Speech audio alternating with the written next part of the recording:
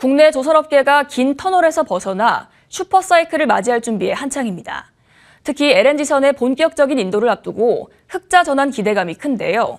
머니투데이 방송은 우리 조선업계가 올해 부활의 원년을 맞기 위해 필요한 조건이 무엇인지 두 차례에 걸쳐 분석해보는 시간을 마련했습니다. 최유빈 기자입니다.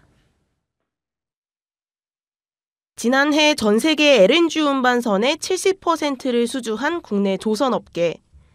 친환경 고부가가치 선박 수주에 힘입어 2018년 이후 최대 시장 점유율을 기록했습니다. 하지만 이 같은 수주 호황에도 적자를 끊지 못하며 반쪽 성공이란 평가가 나왔습니다. 경기 침체 국면에 들어선 올해지만 조선업황은 보다 긍정적입니다.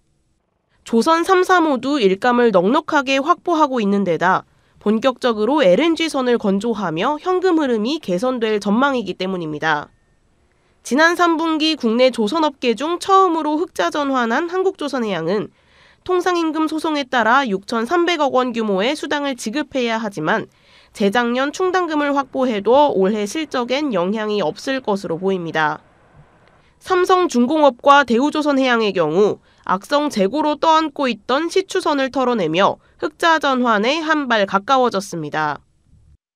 올해 대체적으로 매출액이 한 20-30% 정도 증가를 하게 되는데요. 기존의 고정비를 그대로 쓰고 매출이 발생하지 않아서 생긴 적자가 22년의 적자의 이유라고 한다면 올해 같은 경우는 아무래도 전반적으로 연간으로는 다 흑자 전환이 가능할 것으로 보고 있고, 다만 안정적인 경영을 위해서는 현재 LNG선에 쏠려있는 선종 포트폴리오를 다양화해야 한다는 경계가 나옵니다.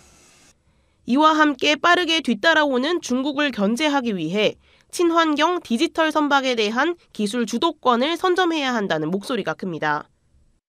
친환경 이슈가 이렇게 크게 대두되는 시점에서 좀 더 앞으로 규제, 법, 제도 같은 것을 선도할 수 있는 쪽으로 기술 개발이 돼야 되고요. 또 한 가지는 단순히 선박에만 집중하지 말고 해양 환경, 해양 공간의 전체적인 활용을 염두에 둔 기술 개발이 있어야 되겠다.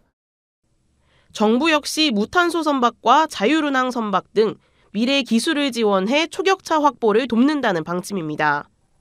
머니투데이 방송 최유빈입니다.